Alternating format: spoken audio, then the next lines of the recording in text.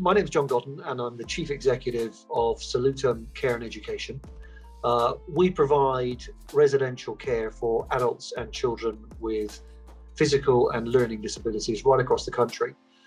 We have 140 sites, everything from large colleges up in the north of England, through to pretty small services with only 2 or 3 residents and a small staff team.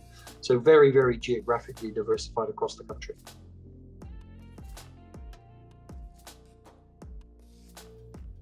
What became really apparent, particularly as the COVID pandemic took hold a year ago, was we didn't have a proper way to quickly communicate to every member of our staff team. We have 3,000 staff spread across 140 sites, and we needed a mechanism to be able to talk to them directly.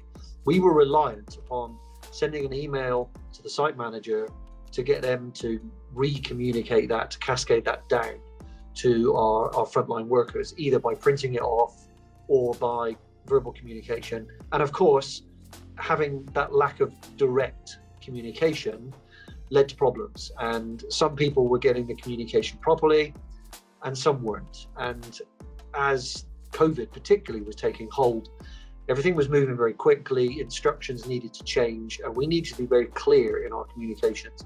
And we needed something to be able to resolve that.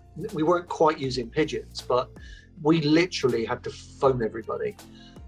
We have on a couple of occasions had to send urgent communications by post.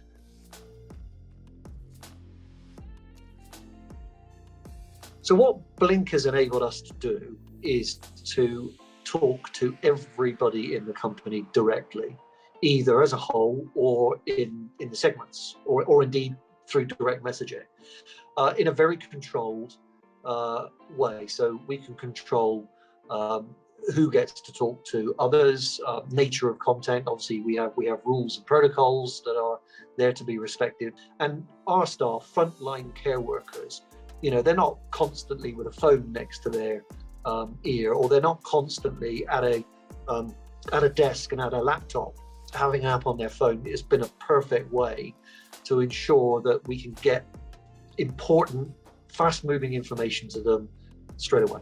For them to then be able to respond to that and come back and say, but what about this? I don't understand that, or to challenge it. A 3,000 person organization spread across 140 sites. How do you get to talk to the chief exec or the HR director or the head of quality? And that the ability to answer a post that we put up really went down well.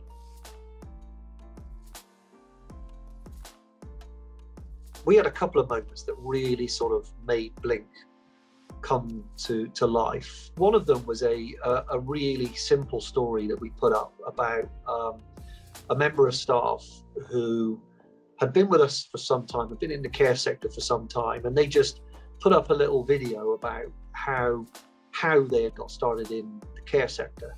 And it's a sort of story that, it would probably make good TV. Actually, it was one of those that you probably want to be sitting down when you hear it. It was very emotive, very meaningful to that person. And I think in amongst all of the more dry stuff we were doing at the time, which was about getting people vaccines and issues around vaccine and infection control and keeping everybody safe, suddenly this little story of why somebody was in care and their backstory, to use the sort of TV vernacular, that really lit the thing up, and everybody got an awful lot from that, and it brought everything to life. So mixing in the dry, direct stuff that you need in with these lovely stories, which are actually really meaningful, whether they're about the people that we support in our care services or about colleagues, those are the things that have really triggered it all and really made it great. We were promised by the guys at Blink that it would be really easy to set up. Annoyingly, they were right. It was actually genuinely way, way easier to roll out than we could possibly have hoped for. Some of the alternatives we were looking at were going to take weeks and months and be pretty heavy lifting at our end. it did genuinely turn out to be a much easier rollout process than we were expecting with others. And that's proven to be the case with adaptations we've made as we've changed things, added to it, whatever. It's used as a portal into an awful lot of our training devices, our HR system, all of those things. Opening up a forum like this, of course, is potentially going to give you some headaches, but you have to balance that against the positives.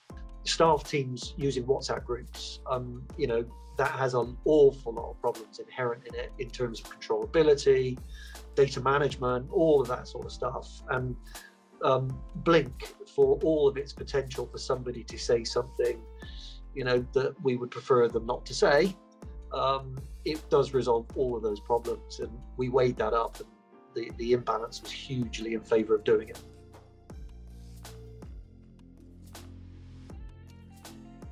Something goes up, whether it's about vaccination policy or whether it's about recruitment or something like that, and an answer comes back naturally, and that answer can be very, very insightful. And if it comes from the front line, these are the people that are directly affected by and living the things that we're making policy about. So communicating with them, talking to them, and having them talk to us as policymakers has been better enabled. It's more of a focus, it's better understood.